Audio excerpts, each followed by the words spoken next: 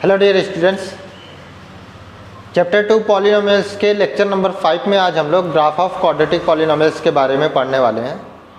Already हम लोगों ने लेक्चर 3 एंड लेक्चर 4 में ग्राफ ऑफ क्वाड्रेटिक पॉलिनोमियल्स के बारे में पढ़ रखा है।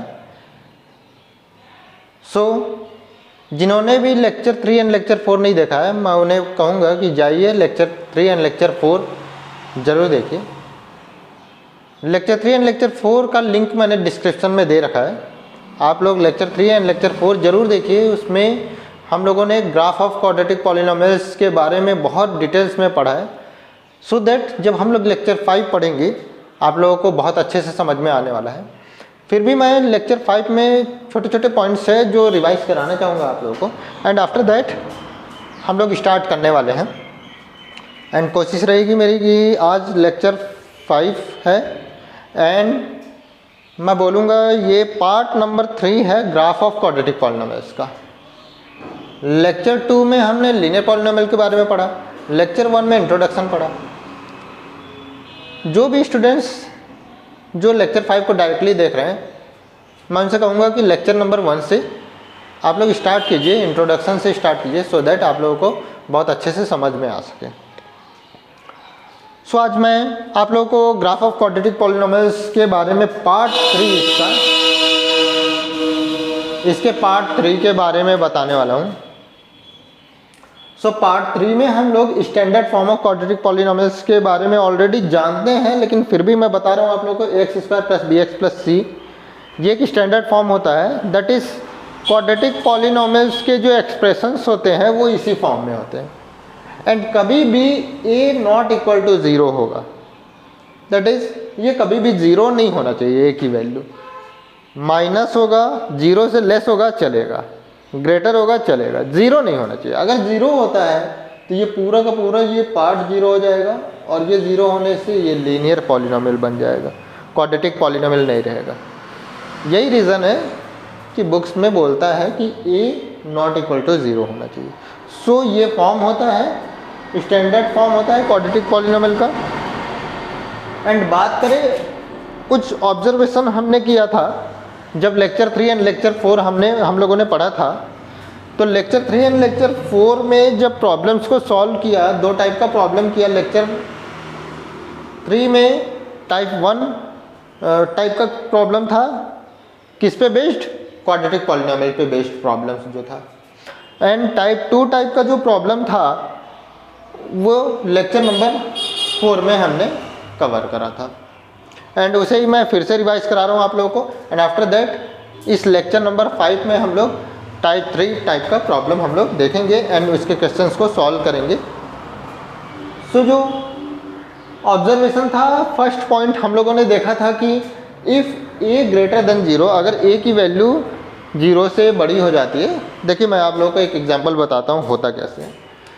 इस फॉर्म में क्वाड्रेटिक पॉलिनोमियल्स का जो फॉर्म होता है, एक अगर मैं एग्जांपल अलग से बताऊँ, 2x square plus 5x minus 7, इस फॉर्म को अगर मैं देखूँ तो ये क्वाड्रेटिक पॉलिनोमियल का फॉर्म है। कैसे पता चलता है क्वाड्रेटिक पॉलिनोमियल का एक फॉर्म है ये?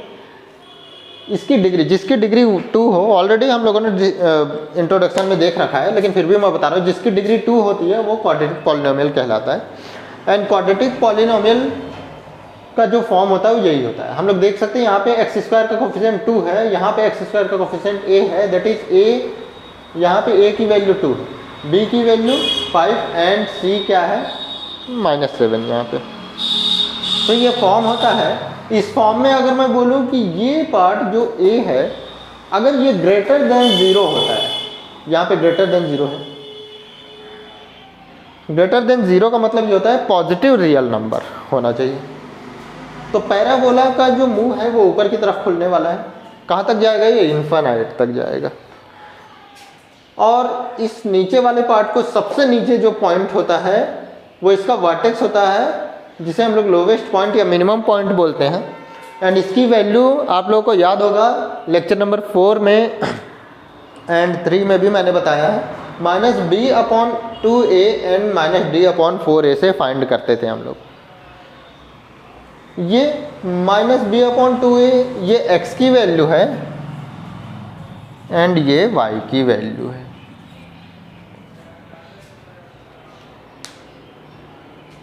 सो इस तरह से हम लोग लोवेस्ट पॉइंट को फाइंड कर सकते हैं, ये मैंने बताया था आप लोगों को।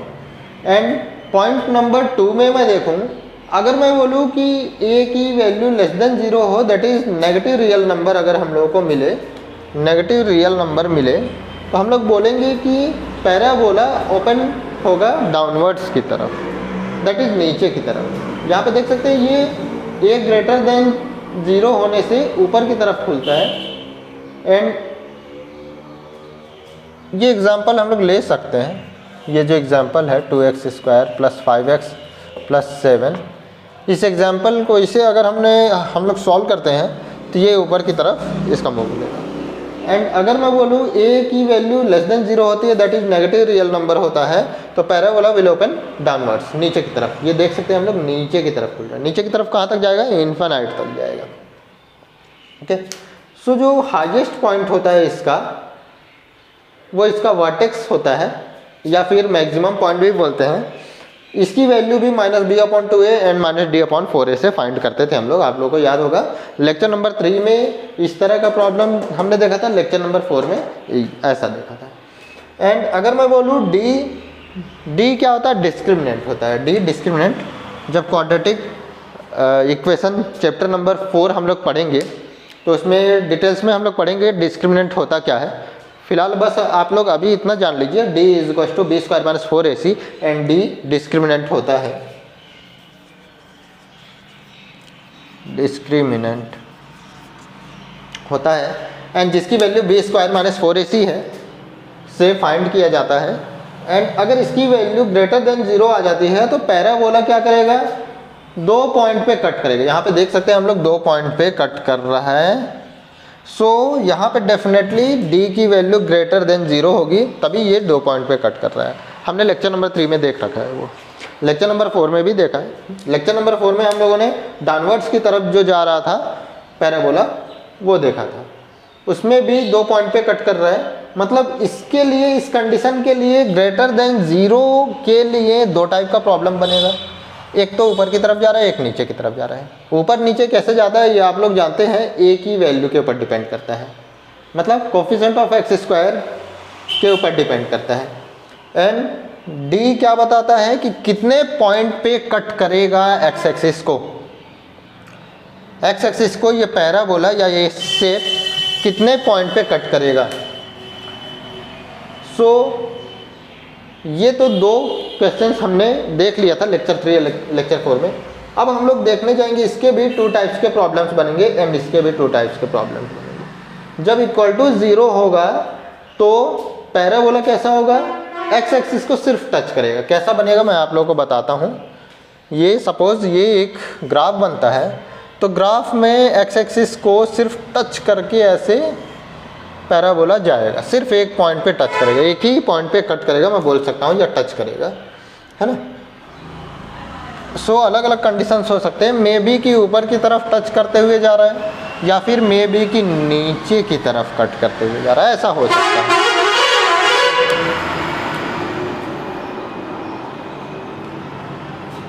सो इसके 2 टाइप के प्रॉब्लम्स बनेंगे जो हम लोग इस वीडियो में देखेंगे। एंड नेक्स्ट वीडियो में हम लोग इसके 2 टाइप्स के जो प्रॉब्लम्स बनेंगे, अगर लेस देन 0 हो जाता है d की वैल्यू, तो वो एक भी पॉइंट पे टच नहीं करेगा x एक्सिस को। कैसा होगा वो मैं आप लोग को बताता हूँ। वैसे ऑलरेडी मैंने बता रखा है आप लोगों को, पिछले लेक्चर्स में भी मैंने बता रखा है। अगर d की वैल्यू लेस देन 0 हो जाती है तो कुछ पैराबोला ऐसा जाएगा, x एक्सिस को कहीं पे टच ही नहीं करेगा। या फिर एक और क्वेश्चन बनेगा इसका जो नीचे की तरफ खुलेगा, और ये ऊपर नीचे कैसे ओपन होगा ये तो आप लोगों को पता है, a की वैल्यू के ऊपर डिपेंड करता है। सो ये सारी चीज़ें हम लोग देखने वाले हैं। सो इस तरह से आई होप आप लोगों को बहुत अच्छे से समझ में आ रहा होगा।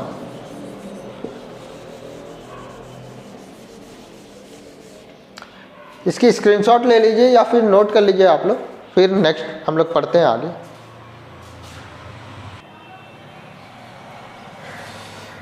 सो अब हम लोग तीसरे टाइप का क्वेश्चन देखने वाले हैं ग्राफ ऑफ क्वाड्रेटिक पॉलिनोमियल्स के लिए, एंड उसके बेसिस पे हम लोग ग्राफ ड्रॉ करेंगे।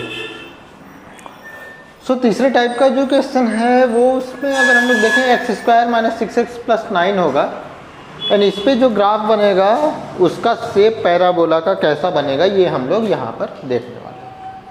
और मैं आप लोग को बता दूँ x की डिफरेंट वैल्यू पे y की डिफरेंट वैल्यू आएगी। सो इसे हम लोग कैसे फाइंड करेंगे ये मैं बता देता हूँ। एक दो फाइंड करता हूँ, एक दो वैल्यूज फाइंड कर लेता हूँ। x की वैल्यू पे y की वैल्यू कैसे फाइंड होती है, उसके बेसिस पे आप लोग फाइंड कर लेंगे एंड देन मैं इसे पूरा लिख दूंगा। ठीक, suppose at x is equal to -2, अगर x की वैल्यू -2 ले ये पूरे एक्सप्रेशन का, तो y क्या होगा, -2 square -6 into -2 plus 9 is equal to क्या हो जाएगा, -2 square 4 and 6 2 12 minus minus plus 12 and plus 9। So क्या हो जाएगा 16 9 25 फाइंड होगा। चलिए एक और बता देता हूँ। At x is equal to -1, at x is equal to -1 y की वैल्यू क्या हो जाएगी, -1 square -6 into -1 plus 9 is equal to -1 square 1 and 6 1 जा 6 प्लस 9 15 1 16। सो इस तरह से पूरा x एंड y की वैल्यू हम लोग फाइंड कर सकते हैं। सो इसकी वैल्यूज को मैं पूरा लिख लेता हूँ, आप लोग फाइंड कर लेंगे एंड देन डायरेक्टली मैं ग्राफ को बताऊंगा, है ना। 4 1 0 1 4 9 9 4 1 0 1। आप लोग फाइंड कर लेंगे कैसे फाइंड होगा। मैं इसकी वैल्यूज़ को डायरेक्टली लिख ले रहा हूँ। आई होप आप लोग को बहुत अच्छे से समझ में आया होगा ये कैसे फाइंड करते हैं। पहले भी मैंने बता रखा है, अच्छे से देखिए, आप लोगों को बहुत अच्छे से समझ में आएगा।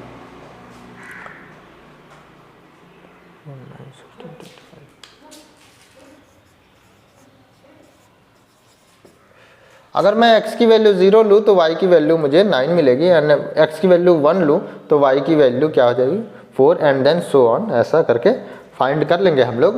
अब इसके ग्राफ की बात करें हम लोग तो मैं 25 तक नहीं जाने वाला हूँ। y की वैल्यू 25, ये y की वैल्यू 25, y की वैल्यू देखिए आप सभी देखिए, पूरा का पूरा वैल्यू या तो 0 है या फिर 0 से ग्रेटर है, मतलब पॉजिटिव में है। y की वैल्यू सारी वैल्यूज पॉजिटिव में है तो पॉजिटिव में ही पूरा ग्राफ बनने वाला है, नेगेटिव में तो नहीं जाने वाला है। सो इससे साफ साफ पता चलता है ये 0 पे एक ही जगह पे कहीं टच करेगा x एक्सिस पे। कहाँ पे, जहाँ पे x की वैल्यू 3 होगी, 1 2 3, यहाँ पे इस पैराबोला का सबसे लोवेस्ट पॉइंट होगा और एक ही जगह पे टच करेगा या कट करेगा एक ही जगह पे, और यही इसकी जीरोज भी होती है। एंड ऑलरेडी मैंने बता रखा है कि ये जहाँ पे टच करता है लोवेस्ट पॉइंट कैसे फाइंड करते हैं, -b/2a एंड -d/4a, ये x एंड y की वैल्यू होती है। स्टार्टिंग में मैंने इसकी वीडियो में बताया है, आप लोग देखिए, इसे समझ में आ जाएगा क्या मैं बोलना चाहता हूँ। सो इसके ग्राफ के बारे में अब हम लोग देखते हैं। मैं 25 तक तो नहीं जाने वाला हूँ, y की वैल्यू 25 तक है। मैं बता रहा हूँ आप लोगों को, फाइंड करके मैंने बताया है, आ गया है, बट 25 से मैं स्टार्ट नहीं करने वाला हूँ, मैं 0 से स्टार्ट कर रहा हूँ या फिर -1 से स्टार्ट करता हूँ। चलिए ठीक है, -1 से स्टार्ट करता हूँ एंड मैं जाऊँगा 7 +7 तक। -1 से +7, यहाँ पे 16 से 16 तक वैल्यू जाएगी y की, उसे हम लोग देखेंगे। बट इसमें भी मैं पूरी वैल्यूज़ नहीं लेने वाला हूँ, अदरवाइज़ बहुत टाइम लगेगा एंड देन बहुत सारा पॉइंट मुझे बनाना पड़ेगा जिसमें कन्फ्यूज़न भी हो सकता है आप लोगों को। ज़्यादा बेटर है कि मैं -1/16 वाली वैल्यू लूँगा and 1/4 and then 3 0 and 5 4 and 7 16, इसे मैं ले रहा हूँ। सो -1 पहले देखते हैं हम लोग। अगर x की वैल्यू -1 हो, x की वैल्यू क्या है, ये पूरा x एक्सिस है, नेगेटिव पार्ट ये है, ये -1 है। x की वैल्यू -1 है तो y की वैल्यू 16 कहाँ पे, 1 2 3 4 5 6 7 8 9 10 11 12 13 14 15 16, ये 16 ये और ये 1, अगर मैं इसे ड्रॉ करूं तो एक दूसरे को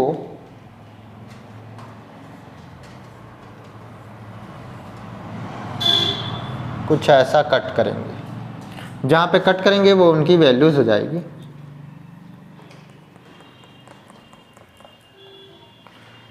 ये पॉइंट है एक दूसरे को कट कर रहे।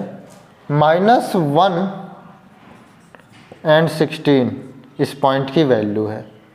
इस पॉइंट की वैल्यू -1 और 16 है। इसी तरह से मैं 0,9 को ना लेकर के 1,4 लूँगा। 0,9 आप लोग देख लीजिएगा, ले सकते हैं, कोई प्रॉब्लम नहीं है, लेकिन मैं गैप कर करके लूँ तो जल्दी भी बनेगा एंड उसके साथ साथ पॉइंट भी ज़्यादा मुझे नहीं लेना होगा एंड कन्फ्यूज़न भी नहीं होगा, ज़्यादा मिक्स हो जाएगा, ज़्यादा प्रॉब्लम होगा बनाने में। अब देखते हैं नेक्स्ट 1 से 4 तक, है ना। जब वैल्यू पॉजिटिव में लिया 1 तो उस केस में क्या आ गया, 4 आ गया। किसकी वैल्यू, y की वैल्यू 4 आ गया। तो 1 पे 4 आ गया। 1 2 3 4, ये 4 है एंड ये 1 है, ये 1 है।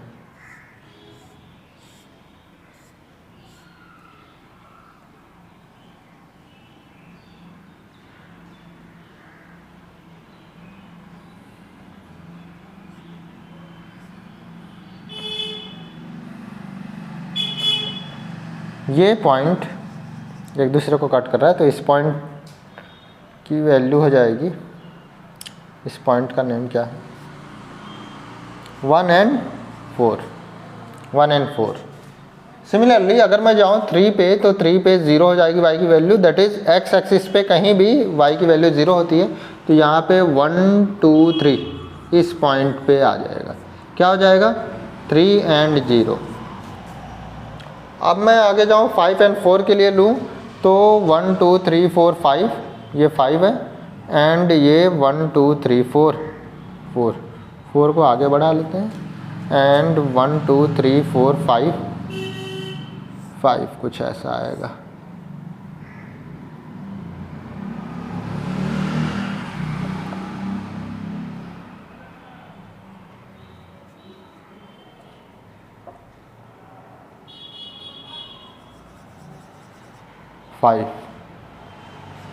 ये हो जाएगा 1 2 3 4 5 पे 4 है, 5 पे 4 है एंड देन 7 पे 16 है।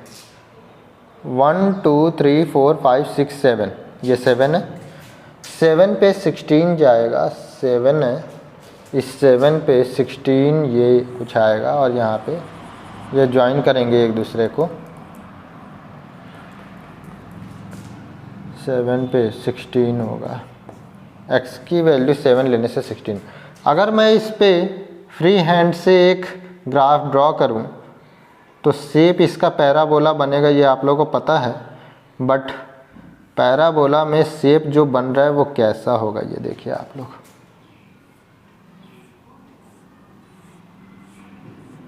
कहाँ पे टच कर रहा है,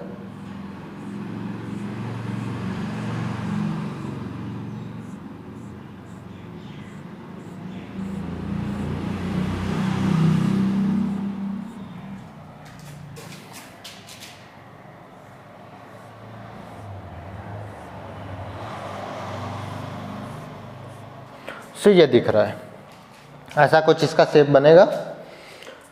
देख सकते हैं हम लोग यहाँ पे जो ये पैराबोला बना है ये इसमें लोवेस्ट पॉइंट सिर्फ एक्स एक्सिस को एक ही जगह पे टच कर रहा है। सो ये टाइप 3 का क्वेश्चन है। टाइप 1 टाइप 2 हमने पढ़ लिया जिसमें 2 पॉइंट पे टच कर रहा था। टाइप 3 में हमने देखा एक ही जगह पे टच कर रहा है एक्स एक्सिस को, मतलब इसका ये लोवेस्ट पॉइंट कैसे फाइंड करते हैं आप लोगों को पता है। 3 0 लोवेस्ट पॉइंट यहाँ पे हो गया, -b/2a एंड -d/4a से फाइंड करते हैं। ये तो समझ में आया कि a की वैल्यू ग्रेटर देन 1 है। यहाँ पे क्या समझ में आया, a ग्रेटर देन 0 है तो ये ऊपर की तरफ जाएगा। एक चीज़ और आप लोग फाइंड कर सकते हैं कि d की वैल्यू क्या होगी। चलिए फाइंड करते हैं हम लोग, देखते हैं। ये इरेज कर रहा हूँ मैं। जिनको भी ये नोट करना है ये कर लीजिए, एंड आफ्टर दैट मैं इसे इरेज करने वाला हूँ।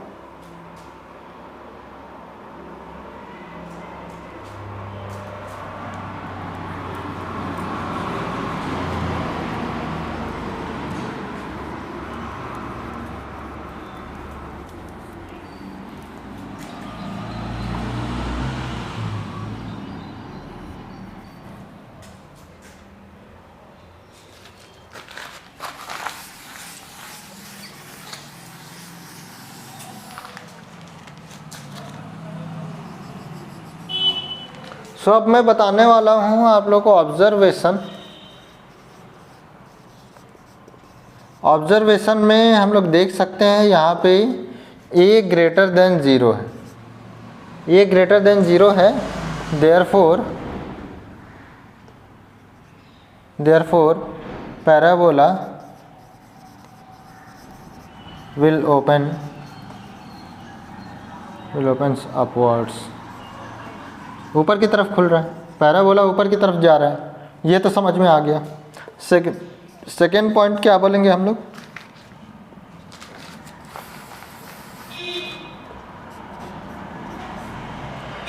सेकेंड पॉइंट हम लोग बोलेंगे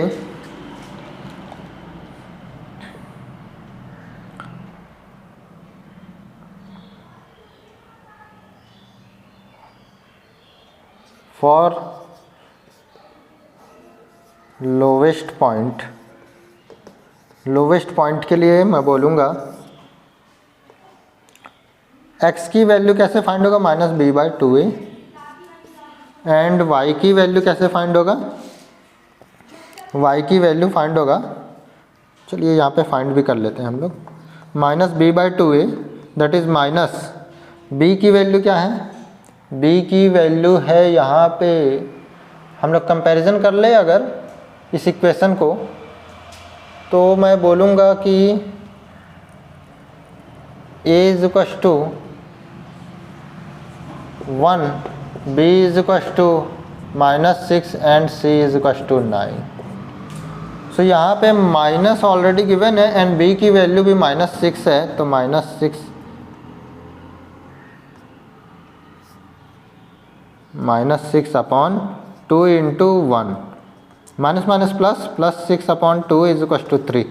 ये हो गई x की वैल्यू लोवेस्ट पॉइंट का, हमने देख लिया कि 3 थी, इसकी वैल्यू क्या है 3 है। y की वैल्यू कैसे फाइंड होगा, y is equal to -d/4a, d कैसे फाइंड करते हैं, b² - 4ac divided by 2a, find कीजिए माइनस b की वैल्यू क्या होगी, b की वैल्यू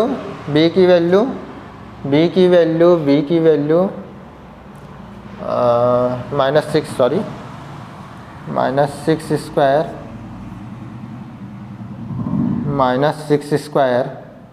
-4 इंटू a की वैल्यू 1 एंड c है 9 डिवाइडेड बाई 2a क्या है, 2a क्या हो जाएगा, 2a क्या हो जाएगा 2 इंटू 1, ठीक, इतना समझ में आ गया। फाइंड करेंगे, यहाँ पे फाइंड करेंगे, माइनस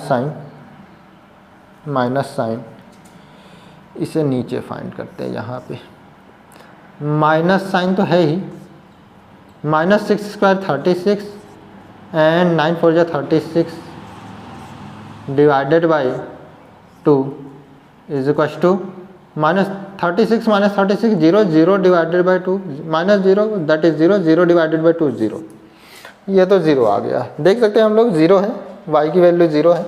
एंड थर्ड पॉइंट क्या होगा, थर्ड पॉइंट हम लोग देखेंगे d क्या है, यहाँ पे d is equal to b² - 4ac, b² - 4ac की वैल्यू क्या फाइंड हुई है, 36 - 36 0 फाइंड हुआ है।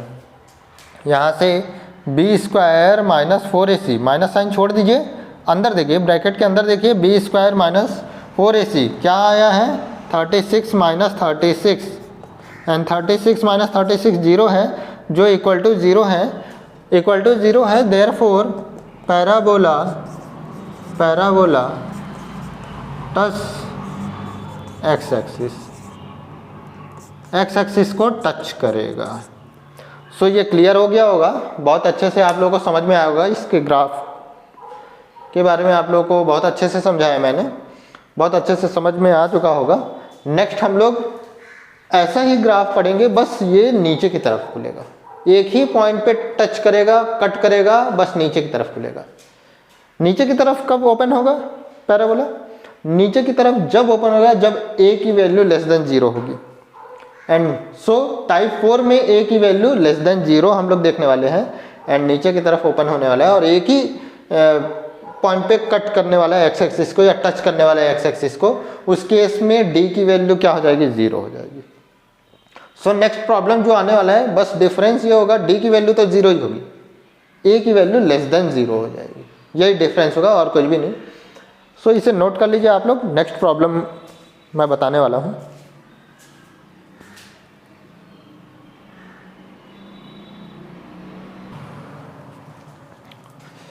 सो अब हम लोग फोर्थ टाइप का क्वेश्चन देखने वाले हैं, टाइप 4। टाइप 4 में अगर मैं बोलूं draw the graph of the polynomial f of x is to -4x² + 4x - 1, तो इसके लिए इसे कैसे सॉल्व करेंगे ये देखेंगे और इसका ग्राफ कैसा बनेगा।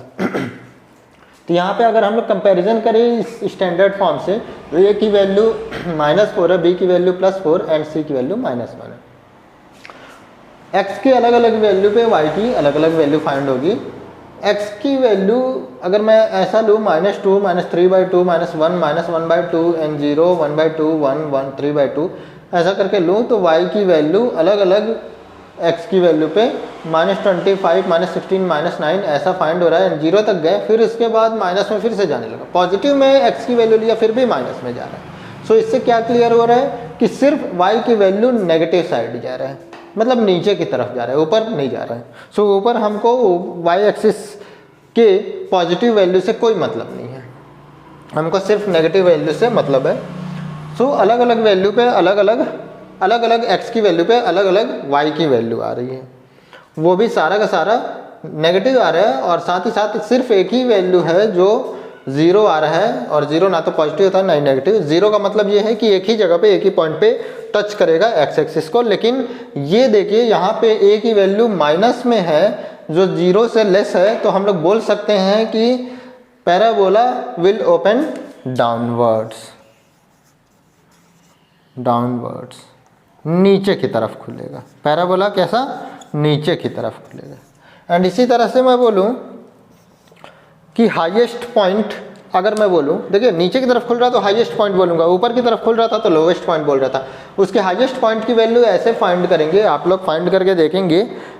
अगर समझ में नहीं आता है तो कमेंट बॉक्स में बताइए मुझे, मैं अलग से फिर से इसे एक्सप्लेन कर दूंगा। एंड अगर मैं d की बात करूं डिस्क्रिमिनेंट, तो b² - 4 इसी से फाइंड करते हैं। और यहाँ पे देख सकते हैं हम लोग d की वैल्यू माइनस साइन को छोड़ दूं, मैं इस माइनस साइन को छोड़ दूं तो d की वैल्यू 16 - 16 आ रहा है, एंड 16 - 16 0 हो रहा है। दैट इज, इसका मतलब ये है कि जो x एक्सिस पे पैराबोला होगा वो एक ही जगह पे टच करेगा, एंड a माइनस होने की वजह से नीचे की तरफ ओपन होगा उसका मुंह। सो इसकी वैल्यू को रखते हुए हम लोग इसके ग्राफ को बनाएंगे। मैं पूरी वैल्यूज ये सबसे यहाँ से नहीं ले रहा हूँ, आप लोग के पास ग्राफ होगा, बड़ा ग्राफ होगा, तो उसमें आप लोग बना लीजिए उसके अकॉर्डिंग। यहाँ पे पॉसिबल नहीं हो पा रहा है। मैं स्टार्ट कर रहा हूँ -1 से ले करके स्टार्ट कर रहा हूँ -1 या फिर -1/2 -1 से 9 तक। -1 कहाँ पे है? x की वैल्यू -1 यहाँ पे है, -1 यहाँ पे है, एंड -1 पे -9 आ रहा है। 1 2 3 4 5 6 7 1 2 3 4 5 6 7 8 9, ये -9 है। अगर इन दोनों को मैं ड्रॉ करूं तो कुछ ऐसा बनेगा।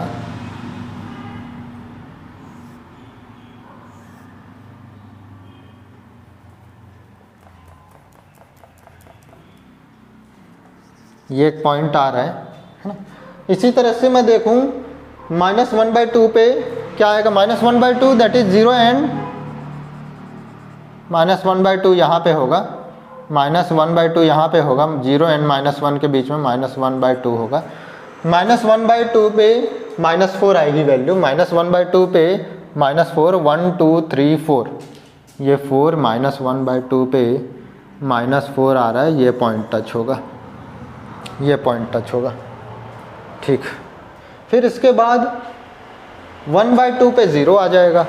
1/2 कहाँ पे होगा? इनके बीच में, 0 एंड 1 के बीच में, ये 1 है एंड ये 1/2, इन दोनों के बीच में 0 एंड 1 के बीच में 1/2 होगा। 1/2 पे 0 वैल्यू आ रहा है, दैट इज़ यही पॉइंट हो जाएगा, ठीक है। 1/2 पे 0 आ रहा है तो ये पॉइंट हो गया, ठीक। मैं यहाँ पे इसकी वैल्यू लिख देता हूँ, ये कोऑर्डिनेट्स इसके 1/2 पे 0 आ रहा है, 0 एक्स एक्सिस पे 0 होता है y की वैल्यू, ठीक। इसी तरह से 3/2 पे -4 आ रहा है, 3/2 दैट इज़ 1.5, ये 2 है, ये 1 है, 1.5 ये 3, इनके बीच में एग्जैक्टली ये हो जाएगा 3/2, है ना। 3/2 पे -4 आ रहा है, 1 2 3 4 -4, 3/2 पे 3/2 पे -4, 3/2 पे -4। इसी तरह से मैं बोलूँ 2/2 पे -9, 2 पे -9, 1 2 3 4 5 6 7 8 9, -9, 2 पे -9। सो इसकी ग्राफ को अगर मैं ड्रॉ करूँ तो कुछ ऐसा बन के आएगा,